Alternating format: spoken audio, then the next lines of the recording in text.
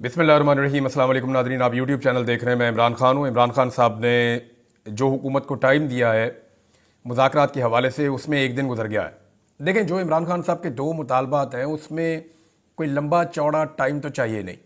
यानी अगर हुकूमत ये चाहे और नीयत हो जाए तो ये दोनों मुतालबात फौरी तौर पर तस्लीम किए जा सकते हैं।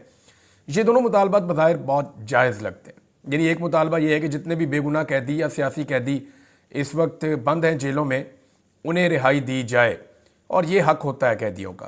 पूरा निज़ाम जो है वो जोर डाल रहा है, पूरा निज़ाम जो है वो कोशिश कर रहा है कि मैक्सिमम लोग पाकिस्तान तहरीक इंसाफ के उन्हें जेलों के अंदर रखा जा सके। तो एक तो इमरान खान साहब का ये मुतालबा है। दूसरा ये है कि 9 मई और 26 नवंबर ये दो ऐसे दिन हैं जिस दिन पाकिस्तान के अंदर बहुत ख़राबी हुई है। 9 मई 2023 और 26 नवंबर 2024।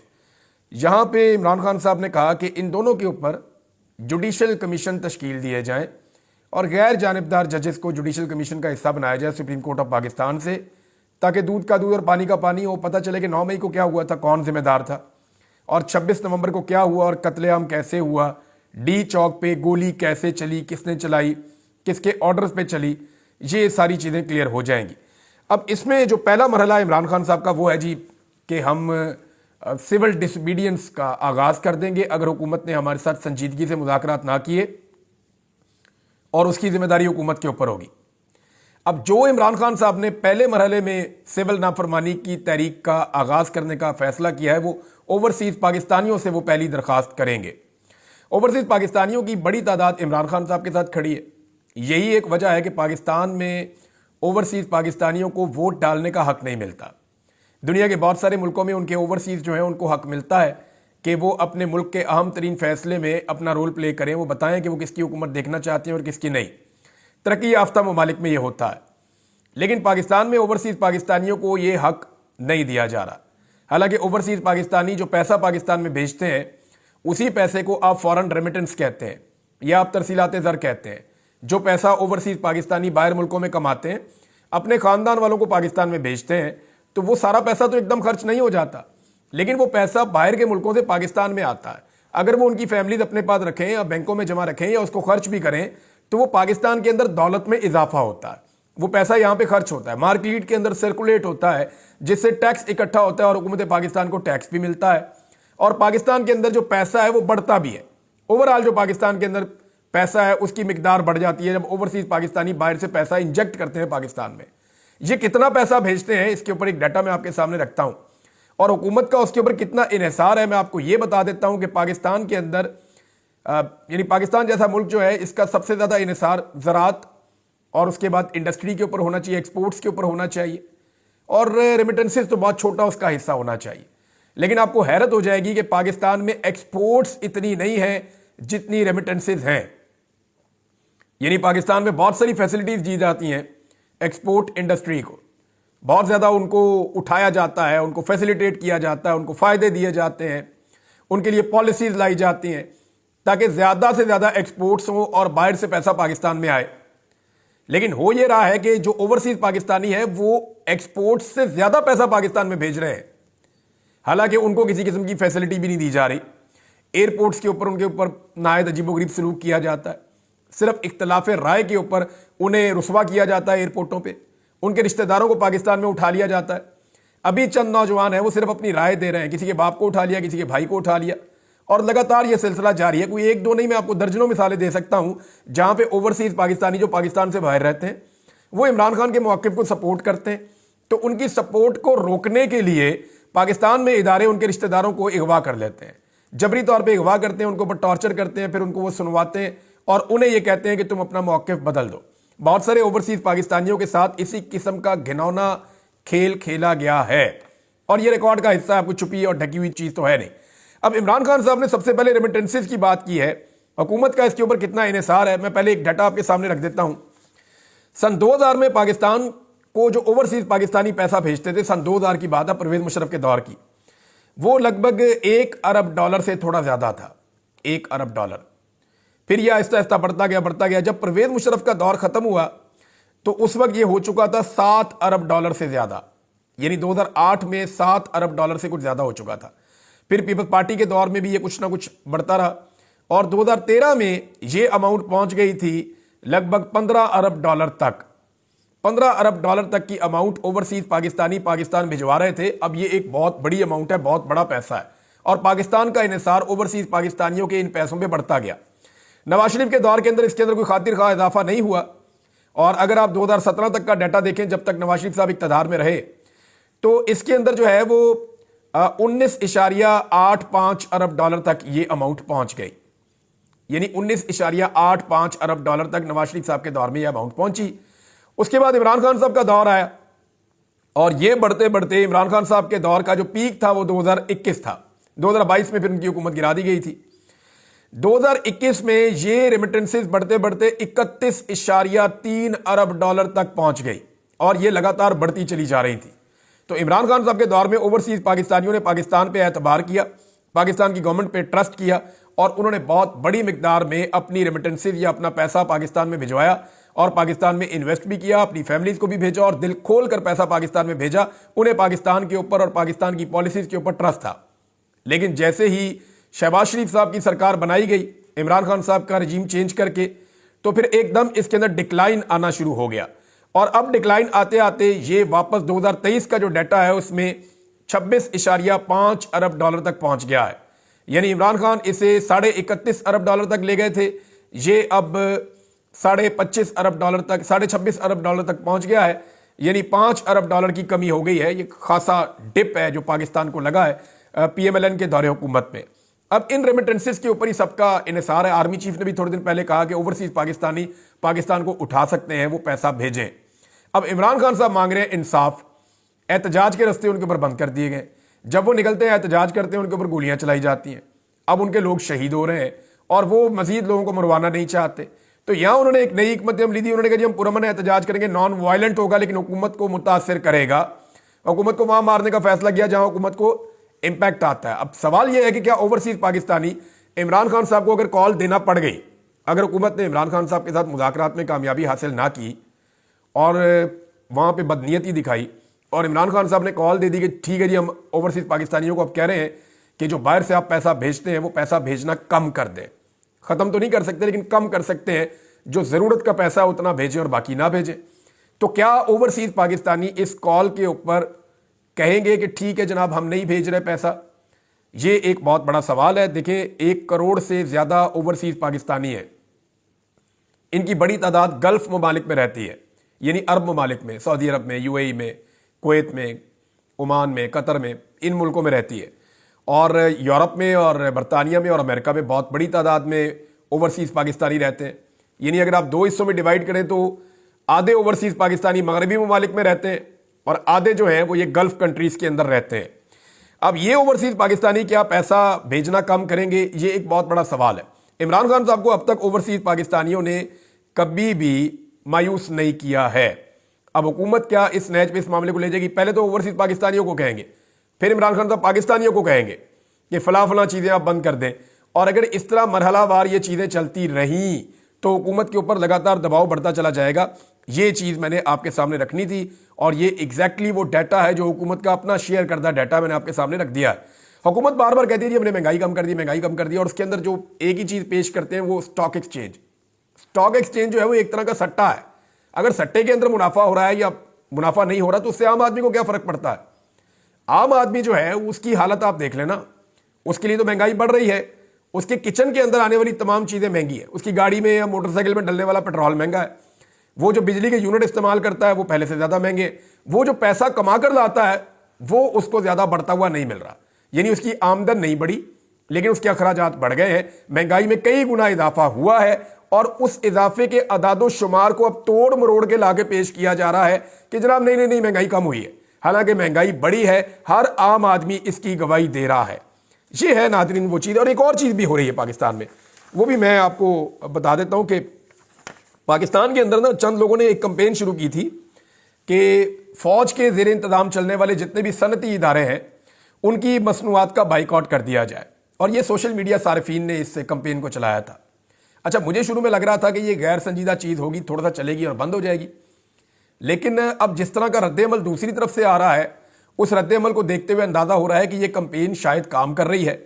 مثال کے طور پہ یہ معاملہ مجھے پہلے لگتا کہ سوشل میڈیا تک رہے گا اور اس سے اوپر شاید نہیں جائے گا یا چھوٹا موٹا امپیکٹ ہوگا اور وہ کوئی فرق ڈالے گا نہیں، مگر اس کا دائرہ کار وسیع ہوا اور اتنا وسیع ہوا کہ اس وقت کچھ ریٹائر فوجیوں کی تنظیمیں وہ جو تنظیم ہے اس کے عہدے داران وہ اس کی بات کر رہے ہیں، یا ملٹری اسٹیبلشمنٹ کے جو حمایتی لوگ ہیں وہ اس کی بات کر رہے ہیں، یا کچھ ایسے ہمارے صحافی دوست ہیں، سینئر صحافی ہیں ایون، وہ یہ بات کر رہے ہیں جو یہ کہہ رہے ہیں کہ یہ بڑی زیادتی ہے۔ اچھا، یہاں پہ موقف یہ دیا جا رہا ہے کہ یہ شہداء کے خاندانوں کو سپورٹ ملتی ہے جناب ان کاروباروں سے، اور لہذا ان مصنوعات کا بائیکاٹ نہ کیا جائے۔ دوسری جانب سے یہ موقف اختیار کیا جا رہا ہے کہ دنیا کا کوئی ایسی فوج نہیں ہے جو کاروبار کرتی ہو، تو پاکستان میں فوج جو ہے وہ کاروبار کیوں کرتی ہے، یہ سوال اٹھایا جا رہا ہے، اور شہداء کی کفالت کی جو ذمہ داری ہے وہ ریاست کی اور حکومت کی ہونی چاہیے، ایسے ادارے نہیں بنانے چاہیے۔ اب یہ دونوں طرف کی ایک معاملہ ہے، لیکن ایک بات تو واضح ہوئی ہے اس ساری ایپیسوڈ سے کہ امپیکٹ آیا ہے۔ اگر امپیکٹ نہ آتا تو اتنے ذمہ داران کی جانب سے رد عمل اس کا بالکل نہ آتا۔ یہ رد عمل بتا رہا ہے کہ اس کا امپیکٹ ہے، لیکن ایک چیز اور بھی اس میں آپ ذرا کلیئر کر دیں کہ پاکستان تحریک انصاف نے اس کمپین کو ابھی تک اون نہیں کیا۔ پاکستان تحریک انصاف کی قیادت نے یا اس کے لیڈرز نے ابھی تک اس کمپین کو اون نہیں کیا۔ میں بھی کسی وقت یہ انفارمیشن عمران خان صاحب تک پہنچے تو وہ اس کے اوپر رد عمل دیں، ہو سکتا ہے وہ یہ کہیں گے بائیکاٹ نہ کریں، ہو سکتا ہے وہ یہ کہیں گے اس بائیکاٹ کو بڑھائیں، لیکن یہ اپنا امپیکٹ رکھتی ہے یہ چیز، اور اس کو آپ ڈینائی نہیں کر سکتے۔ بشرا بی بی کا ایک سٹیٹمنٹ آیا ناظرین، اور یہ امپورٹنٹ سٹیٹمنٹ ہے موجودہ سینیریو میں۔ بشرا بی بی نے کہا کہ مجھے ڈی چوک پر کارکنوں کے ساتھ اکیلا چھوڑ کر تمام سرکردہ رہنما فرار ہو گئے تھے، ان کے خلاف کارروائی ہوگی، میں بھاگنے والی نہیں تھی، میری گاڑی پر سیدھی فائرنگ کی گئی۔ یہ بڑا سیریس ایلیگیشن ہے، یہ بشرا بی بی کہہ رہی ہے میرے ساتھ صرف کارکن رکے ہوئے تھے۔ وہ کارکن نے کہا بھی جی ہم نے خود دیکھا 40-50 لوگ آپ کے آس پاس کارکن تھے، تو انہوں نے کہا جی مجھے کارکنوں سے کوئی شکایت نہیں ہے، ہمارے ساتھ جو پشتون ہیں انہوں نے بڑی وفاداری دکھائی ہے، عمران خان صاحب کے کارکن ڈٹ کر کھڑے تھے۔ لیکن یہ بات انہوں نے اپنے رہنماؤں کے بارے میں کہی ہے، بظاہر ایسا لگ رہا ہے، اور یہاں پہ اس خبر میں بھی یہی ہے کہ تمام سرکردہ رہنما فرار ہو گئے تھے، اور ڈی چوک احتجاج کے بعد پہلی مرتبہ ان کا موقف سامنے آیا، جس کے مطابق وہ ان پارٹی قائدین سے سخت ناراض ہیں جو ان پر 24 نومبر کے احتجاج سے کارکنوں کو چھوڑ کر بھاگنے کا الزام لگا رہے ہیں۔ انہوں نے اس حوالے سے میڈیا پر بیانات دیے ہیں۔ چارسدہ میں کارکنوں میں چیک تقسیم کرنے کے بعد انہوں نے گفتگو کی اور کہا کہ مجھے ڈی چوک میں اکیلا چھوڑ دیا گیا تھا، پٹھانوں نے ہمیشہ غیرت مندی کا ثبوت دیا ہے۔ خان نے کہا تھا شہداء کے گھر جانا، پارٹی کارکن خان کے نام پر شہید ہوئے ہیں، شہادتوں کی وجہ سے بہت تکلیف میں تھی، سمجھ نہیں آ رہا تھا کہ لوگ جھوٹ کیوں بول رہے تھے، میں بھاگنے والی نہیں ہوں، خان کے لیے نکلنے والوں کو کبھی اکیلا نہیں چھوڑ سکتی تھی، کسی کو نہیں پتا تھا کہ میری گاڑی کون سی ہے۔ ڈی چوک پر رات 12:30 بجے میں اپنی گاڑی میں اکیلی تھی، وہ لوگ ڈی چوک زبردستی خالی کر رہے تھے، میں وہاں سے نہیں ہٹی تھی کیونکہ خان نے ہٹنے کا نہیں کہا تھا، میں نے سب کو کہا تھا کہ مجھے اکیلا نہیں چھوڑنا، لیکن میں وہاں اکیلی تھی اور سب نے مجھے چھوڑ دیا تھا۔ یہ بات ٹھیک ہے، بشرا بیوی کو ایک دفعہ نہیں 2-3 دفعہ اکیلا چھوڑا گیا۔ ایک مرتبہ کچھ اس طرح کا بھی منصوبہ ہے، مجھے آئیڈیا ہے، اور میں پہلے بتا چکا ہوں آپ کو کہ ان کی گاڑیاں آگے جانے دی گئیں اور باقی گاڑیاں پیچھے رک گئی تھی، اور ایک گیپ پیدا ہو گیا تھا دونوں قافلوں کے بیچ میں۔ وہاں ایک ارادہ تھا ریاست کا کہ وہاں بشرا بی بی کو اٹھا لیا جائے، انہیں گرفتار کر لیا جائے، لیکن دوسری جانب سے راولپنڈی اور اسلام آباد سے بہت بڑی تعداد میں کارکن نکلے پاکستان تحریک انصاف کے، جن میں خاص طور پہ شہریار ریاض صاحب تھے، عامر مغل صاحب تھے، علیمہ خان صاحبہ تھیں، احمد فرحات صاحب تھے، اور بہت سارے اور لوگ تھے۔ یہ وہ مین لوگ ہیں جو وہاں پہ تھے، سماویہ طاہر صاحبہ وغیرہ۔ جب یہ لوگ آئے تو پھر سچویشن ذرا بدل گئی، اور اس کی وجہ سے پھر بشرا بی بی کی وہاں گرفتاری نہیں ہو پائی۔ بشرا بی بی نے کہا کہ وہاں بہت سے لوگ اس بات کے گواہ ہیں، جو لوگ روڈ خالی کر رہے تھے وہ بھی گواہ ہیں، جب میں وہاں سے نہیں جا رہی تھی تو میری گاڑی پر سیدھی فائرنگ کی گئی۔ بشرا بی بی نے کہا کہ پارٹی کے تمام سرکردہ رہنما ڈی چوک اسلام آباد سے غائب تھے اور انہیں کارکنوں کے ساتھ اکیلا چھوڑا گیا، اور اب وہ میڈیا پر بیانات بھی دے رہے ہیں۔ میں ایسے پارٹی رہنماؤں کے خلاف سخت کارروائی کے حق میں ہوں، اور وقت آنے پر ایسے تمام رہنماؤں کے خلاف کارروائی بھی کی جائے گی۔ اس حوالے سے رپورٹ عمران خان کو پیش کر کے اس کی منظوری دی جائے گی۔ بشرا بی بی نے تمام پارٹی قائدین کو کہا تھا کہ 24 نومبر کو احتجاج کے دوران ہر صورت ڈی چوک پہنچیں اور وہاں پر ہی احتجاج کیا جائے گا، کوئی پارٹی رہنما گرفتار نہ ہونے پائے، اور کوئی بھی فوٹو سیشن کے بعد غائب نہ ہو۔ لوگوں نے تو رستے میں فوٹو سیشن کیے صرف موٹر وے پہ، اس کے بعد غائب۔ بہت سارے میں نے ایسے بندے دیکھے ایم این اے اور پاکستان تحریک انصاف کے لوگ روزانہ فون کر کے بتاتے ہیں کہ ہمارا فلاں رہنما جو ہے رستے میں اس نے اپنے نعرے لگوائے، اپنی فوٹیج بنائی، اس کے بعد ہمیں وہ نظر ہی نہیں آ رہا تھا وہ کہاں گیا۔ تو بہت سارے ایسے لوگ ہیں جو دکھائی ہی نہیں دے رہے تھے۔ کارکنوں کے ساتھ بی بی کو اکیلا چھوڑ دیا گیا، یہ انہوں نے شکوہ کیا۔ تو جناب یہ بشرا بی بی کا سٹیٹمنٹ تھا۔ اب مریم نواز بھی شہباز شریف کے ساتھ بیک فٹ پہ چلی گئی ہیں۔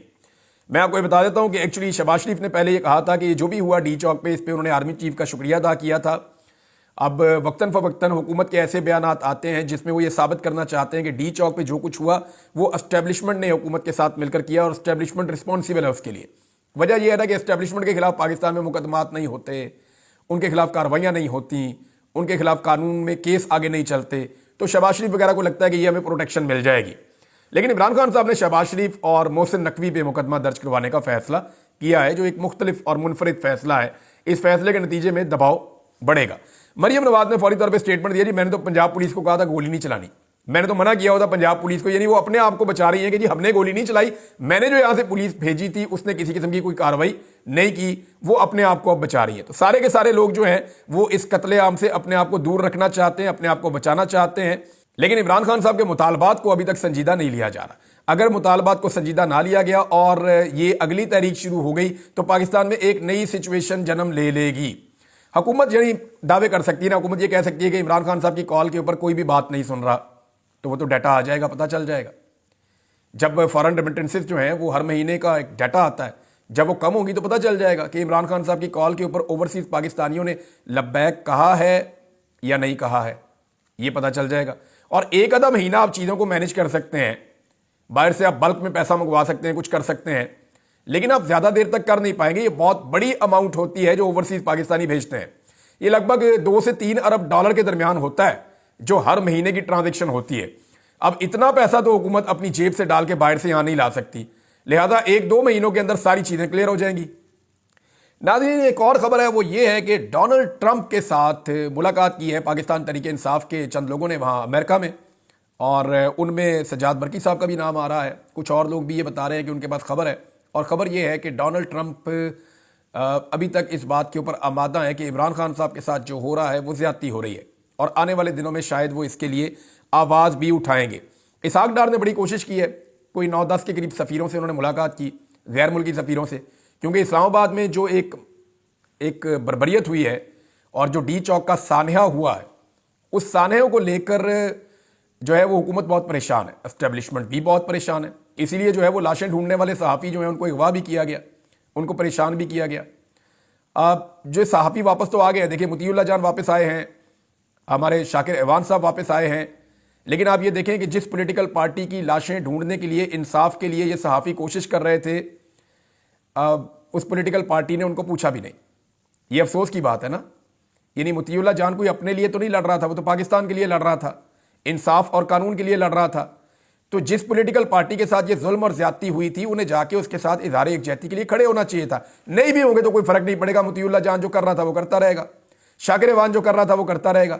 لیکن پاکستان تحریک انصاف کے اندر یہ ان کے اندر اس بات کا ادراک انہیں ہونا چاہیے تھا کہ جو آدمی حق اور سچ کے ساتھ کھڑا ہو اور جو آدمی صحیح کو صحیح کہے، اور مشکل وقت میں جب آپ کے ساتھ آپ کے اپنے کھڑے نہیں ہو رہے اور وہ کھڑا ہو جائے تو پھر اس کی آنر کرنی چاہیے، اس کی قربانی پہ جا کے اس کو ملاقات کرنی چاہیے، اس کی ڈھارس بندھانی چاہیے. بطور اپوزیشن پارٹی انہیں چاہیے تھا کہ سینٹ کے اندر، قومی اسمبلی کے اندر، اپنی صوبائی اسمبلی کے اندر قراردادیں پیش کریں، تحریکیں پیش کریں کہ جناب صحافیوں کے ساتھ ظلم اور زیادتی ہو رہی ہے. لیکن عجیب قسم کی ایک کمپرومائز سچویشن ہے پاکستان تحریک انصاف کی قیادت کی. ناظرین ڈار صاحب نے میرے کو بتایا نا پریشر بہت زیادہ بڑھ گیا، اور ڈار صاحب نے ملاقات کی کچھ غیر ملکی سفیروں سے. ان سفیروں سے جب کچھ صحافیوں نے رابطہ کیا، نصرت جاوید صاحب بھی ان میں سے ایک ہیں، تو یہ صحافی اب یہ کلیم کر رہے ہیں کہ سفیروں نے بتایا کہ جو کچھ بھی اسحاق ڈار نے ہمیں بتایا اس کے اوپر ہمیں بالکل یقین نہیں آیا. اس کی وجہ یہ ہے کہ گراؤنڈ ریئلٹیز کچھ اور ہیں، انٹرنیشنل میڈیا کچھ اور رپورٹ کر رہا ہے، لوکل میڈیا کچھ اور بتا رہا ہے. آپ میڈیا کے اوپر چیزیں چلا نہیں پا رہے بے شک، لیکن ڈار صاحب نے جو کہانی سنائی وہ سمجھ میں آنے والی نہیں تھی. جیسے گنڈا پور صاحب نے کہانی سنائی، کئی وہ انہوں نے پہاڑ کراس کر دیے اور بہت سارے ضلع کراس کر دیے، تو اسی طرح یہ جو ڈار صاحب کی کہانی ہے یہ بھی لوگوں کو سمجھ نہیں آئی. ہاں ایک چیز ہے میڈیا کے حوالے سے میں آپ کو کہوں گا، رؤف کلاسرا صاحب نے، ایک سینئر جرنلسٹ ہیں، انہوں نے ایک کلیم کیا کہ پاکستان کا میڈیا بالکل آزاد ہے اور جسے چاہے پاکستان کا میڈیا بلا سکتا ہے. تو دیکھیں رؤف کلاسرا صاحب کو میں صرف یہ گزارش کروں گا کہ ان کو خود کتنی دفعہ نوکری سے نکالا گیا وہ خود اچھی طرح جانتے ہیں، اور وہ یہ کہہ رہے ہیں کہ کسی کو بھی بلایا جا سکتا ہے پروگرام کے اندر، تو مجھے بلا لیں پروگرام میں اور میرے سے پوچھ لیں کہ کیا ہوا، کیسے ہوا اور میں کیا جانتا ہوں. تو مجھے پروگرام میں بلانے کی اس وقت کوئی بھی ٹی وی چینل ضرورت نہیں کر سکتا. عمران خان کا نام نہیں چلا سکتے, عمران خان کی تصویریں نہیں دکھا سکتے, عمران خان صاحب کے پیغامات نہیں سنوا سکتے, ڈی چوک میں کیا ہوا یہ نہیں بتا سکتے, لاپتہ افراد کے حوالے سے کھل کر بات نہیں کر سکتے. تو پاکستان کا میڈیا آزاد نہیں ہے. پاکستان کا میڈیا جو ہے وہ پوری طرح سے جکڑا ہوا ہے اور پوری طرح سے کنٹرولڈ میڈیا ہے. اور یہ کہنا کہ میڈیا آزاد ہے, کسی کو بھی بلایا جا سکتا ہے, تو میں پھر چیلنج کر رہا ہوں پاکستان کے میڈیا کو کہ کوئی بھی مجھے بلا کر میرا انٹرویو کر کے یہ ثابت کرے کہ پاکستان کا میڈیا آزاد ہے. اب تک کے لیے اتنا ہی. اپنا خیال رکھیے گا, اپنے چینل کا بھی. اللہ حافظ.